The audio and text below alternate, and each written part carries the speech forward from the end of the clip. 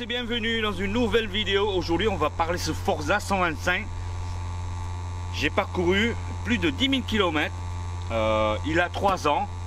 Ça fait 3 ans que je l'ai. Je peux vous en parler, les points forts et les points faibles de ce scooter. Alors après 3 ans d'utilisation, je suis quand même super content. Mais malgré ça, il y a quelques points faibles que je n'aime pas du tout ce Forza. Pour une petite info, c'est un Forza 125 Euro 5. Le réservoir contient 11 litres et demi. On peut faire avec un plein plus de 550 km. C'est ce que je fais. Après il y en a qui font moins, qui font un petit peu plus, mais c'est ce que je fais. Alors c'est un Forza qui est lutté contre l'inflation de prix de l'essence en ce moment. C'est pour ça que j'ai pris ce 125. Vu le prix de l'essence n'arrête pas d'augmenter, c'est le 125 qui consomme le moins sur le marché de tous les 125 que j'ai pu comparer. Il fait 15 chevaux, c'est largement suffisant pour rouler sur les voies rapides, sur l'autoroute. On peut monter jusqu'à 120 facilement. Par contre, le petit bémol sur ce 125, c'est que les coloris, il n'y en a pas beaucoup. Alors sur le marché, il n'y en a pas beaucoup. Alors ça existe en noir, en gris mat, en gris noir, rouge mat, bleu mat et blanc, blanc nacré. Un petit peu nacré, mais pas beaucoup. C'est pour ça que ce qui est dommage pour un constructeur japonais, il n'y a pas autant de couleurs qui est brillant, parce que maintenant on est plutôt la tendance un petit peu noir mat, tout ce qui est gris mat, tout ce qui est vert bizarre mat. Franchement, personnellement, ça me plaît pas du tout. C'est pour ça que j'ai pris en blanc. Le point fort de ce Forza, c'est que la tenue de route, elle est super. C'est-à-dire que le train avant, le train arrière, très rigide. Donc dans les courbes, en fait, vous pouvez aller un petit peu vite, sans avoir peur, parce que le train avant et arrière, ça tient très bien. Le freinage super mordant. Alors l'inconvénient sur ce scooter, c'est la selle. La selle, c'est depuis le premier jour, j'ai parlé sur la vidéo il y a 3 ans, la selle, elle est super dure. Donc pour faire de longs trajets, style 100 km, 120 km, c'est pas top. Et en plus, la suspension, elle est super dure. C'est pour la tenue de route qui est un peu dure.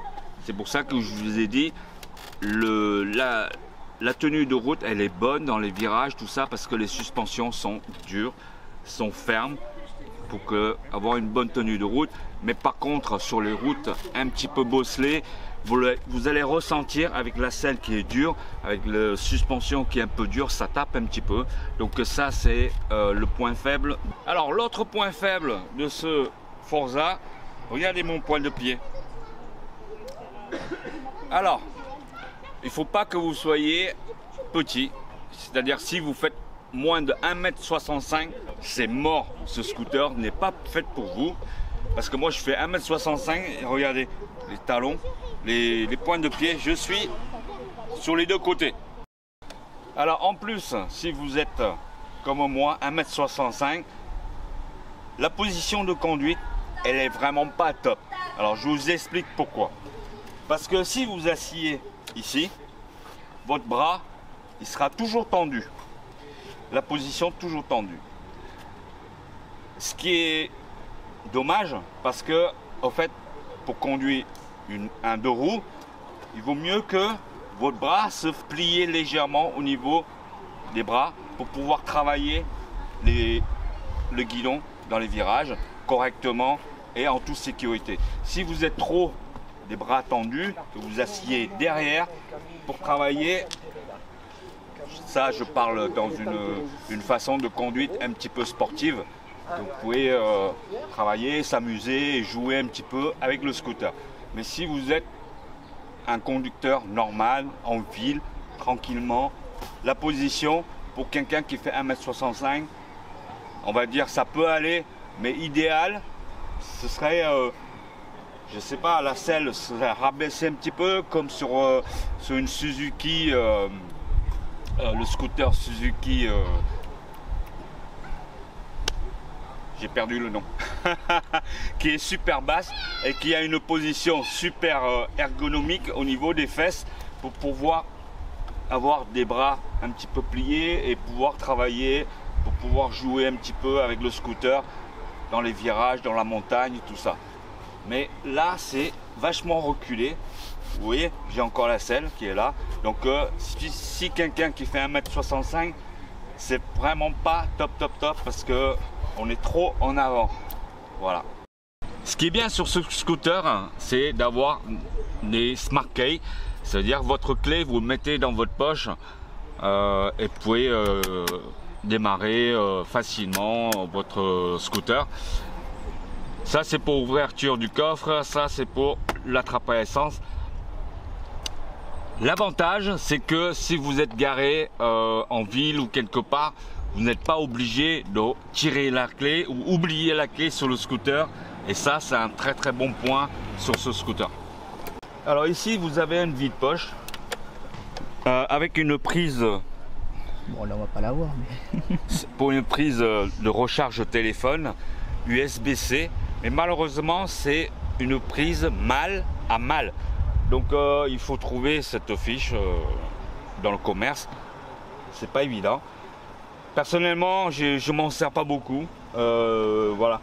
Il aurait pu mettre une prise USB classique. Vous pouvez charger vos téléphones. Pourquoi d'aller mettre une prise USB-C là-dedans? Franchement, je comprends pas. Si vous mettez une USB normale, vous pouvez charger un ancien iPhone ou peu importe. Mais là, je vois pas l'utilité. On parle de l'éclairage. La nuit, on voit super bien avec ces projecteurs. Franchement, j'en ai eu pas mal de scooters et je trouve que l'éclairage, il est au top avec tous ces LED là. Magnifique. Les nouveaux modèles, ils sont un petit peu différents, mais bon, ça reste à peu près similaire comme éclairage. Donc, non, c'est top. Alors, le coffre, il est très sympa. C'est un des coffres que j'adore le plus sur les scooters. Regardez, là, on peut mettre 2 casques facilement. Il y a de l'espace. Au milieu, on peut mettre la chaîne. Hein, on peut mettre l'antivol, un U ou une sacoche, peu importe. On a fait le tour de ce scooter et franchement, malgré ses défauts, je l'adore parce que c'est un scooter qui tient bien la route, qui offre une certaine sécurité sur la route et franchement, j'ai jamais fait de faux pas avec ce scooter. J'ai toujours bien rattrapé malgré que je roule quand même assez vite, mais ce scooter il offre une sécurité quand même pas mal au niveau des pneus, de très bons pneus, des très bons amortisseurs, des très bons freins, l'ABS, etc. Et bien sûr la tenue de route elle est parfaite. Voilà, mais comme je vous ai dit encore, il y a des petits inconvénients. C'est comme tout, soit on le prend comme elle est, soit on le prend pas. Voilà, en tout cas, j'espère que vous avez bien aimé cette petite vidéo de présentation 3 ans après le scooter 125 Forza. Si c'est le cas, n'hésitez pas à lâcher une pouce bleu pour me soutenir. Et puis, si tu n'es pas encore abonné, abonne-toi, c'est gratuit.